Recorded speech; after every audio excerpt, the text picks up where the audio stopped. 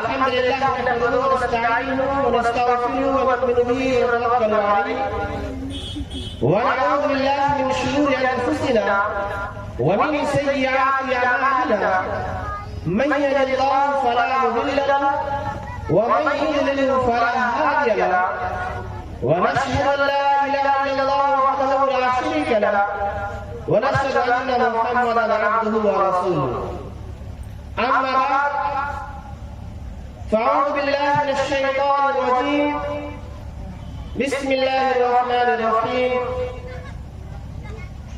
إنا نحن نزلنا الذكر وإنا له لحافظون وقال النبي صلى الله عليه وسلم خيركم من تعلم القرآن وعلمه أو كما قال عليه الصلاة والسلام. معزز حاضرین، پردہ خواتین، اللہ کا بہت احسان و فضل ہوا کہ اللہ تعالیٰ نے آپ کے علاقے میں جلسہ منعقد فرمایا اور آپ کے علاقے میں بہت سے علماء اکرام تشریف بھی فرما رہے ہیں. آپ کا علاقہ واقعی قابل رشک ہے.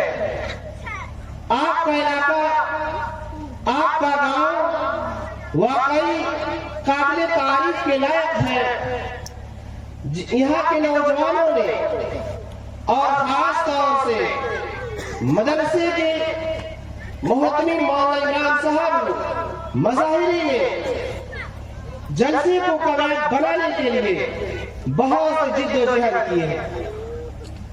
اللہ تعالیٰ تمام مسلمانوں کے، تمام بستی والوں کے اور مولانا عمران صاحب کی جد و جہد کے اللہ تعالیٰ کامیاب بنائے اور ان کی جد و جہد کو قبول بھی فرمائے اور جیسے کو اللہ تعالیٰ کامیاب بنائے. جیسا کہ جو قرآن کریم میں نے آیت پڑھا ہے، اس آیت کریمہ کے اندر اللہ تبارک و تعالیٰ نے مختصر اِنَّا نَحْنُ نَزَّلْنَا الذِّكْرَ وَإِنَّا لَهُ لَحَافِظُونَ کا ارشاد فرمایا کہ اس قرآن کی حفاظت کرنے والے ہم خود ہیں. اس قرآن کی ذمہ داری اللہ نے خود لیا ہے اور دیگر کتابوں کی ذمہ داری اللہ نے نہیں لیا. قرآن کو اللہ نے نازل کیا تو قرآن کا ذمہ داری لیا. توریت کو اللہ نے نازل کیا، اس کی ذمہ داری اللہ نے نہیں لیا. زبور کو اللہ نے نازل کیا تو زبور کا ذمہ داری اللہ نے نہیں لیا.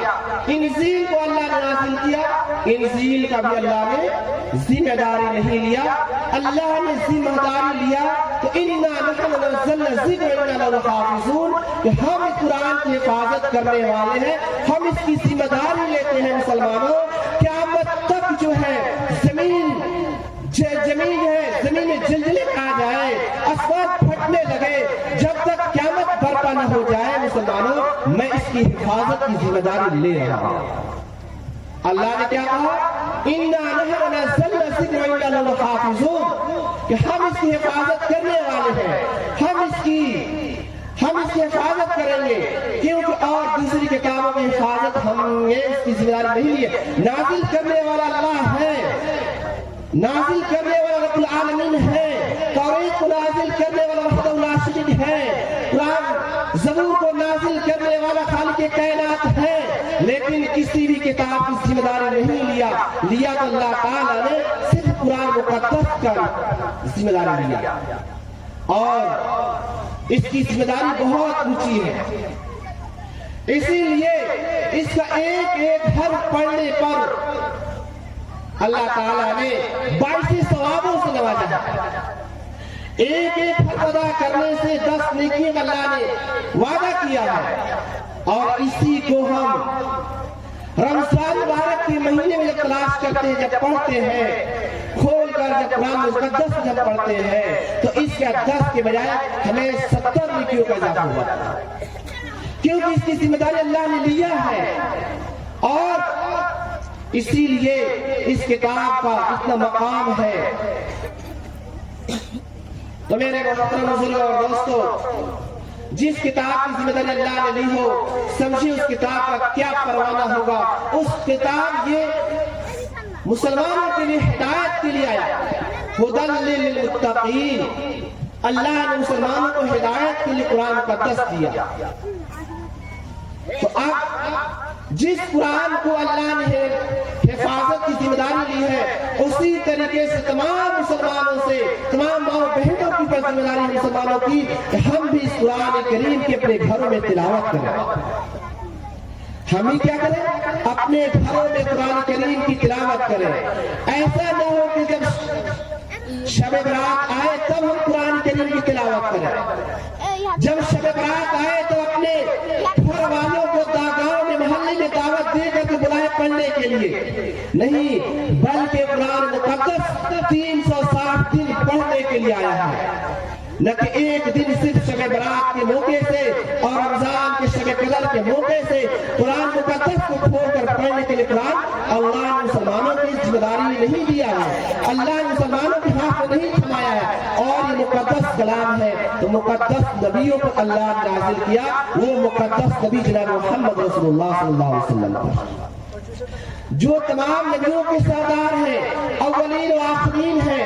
अव्वलीन व आखिरीन इनको क्यों कहा जाता है? अव्वलीन कहा जाता है कि सबसे पहले आए दुनिया के अंदर, सबसे पहले आदम अलैहिस्सलाम से पहले अल्लाह ताला ने इनका नाम अर्श पे लिखा था, ला इलाहा इल्लल्लाह के बाद जो अगर दूसरा नाम जुड़ा था वो था मुहम्मद रसूलुल्लाह।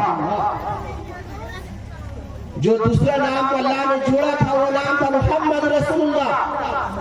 लेकिन अल्लाह ने इनका वजूद पहले बख्शा, दुनिया में आदम अलैहिस्सलाम के बाद अल्लाह ने तमाम नबियों के बाद इनको आखिर में भेजा, इसलिए इनको अव्वलीन और आखिरीन ही कहा जाता है।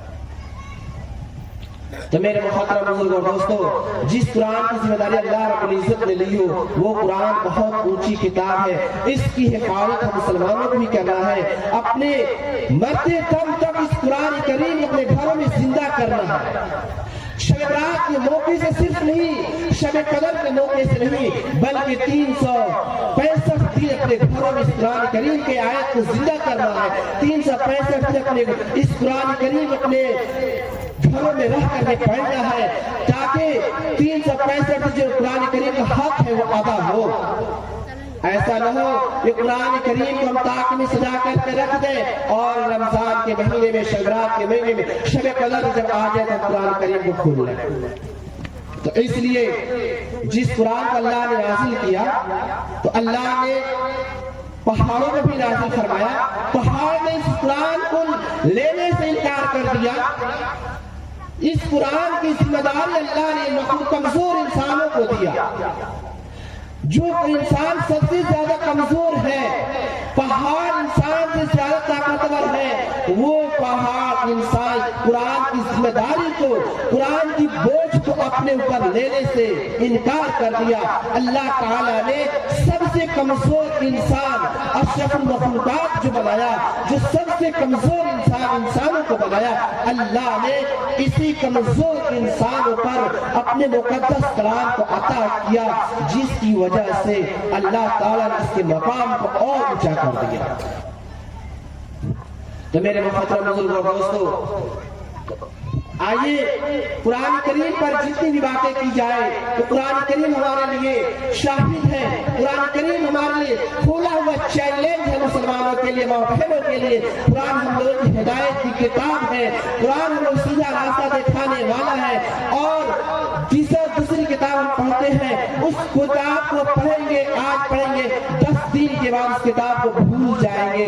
लेकिन कुरान मुक़द्दस ऐसी किताब है, इन्ना आतैनाकल कौसर फसल्लि लिरब्बिका वनहर इन्ना शानियका हुवल अबतर। याद करिए, क़यामत तक नहीं बल्कि हमारी रूह निकल जाएगी, कब्र में भी हमारे बदन को कीड़े मकोड़े खा जाएंगे, फिर भी हमारे सीने के अंदर महफूज रहेंगे।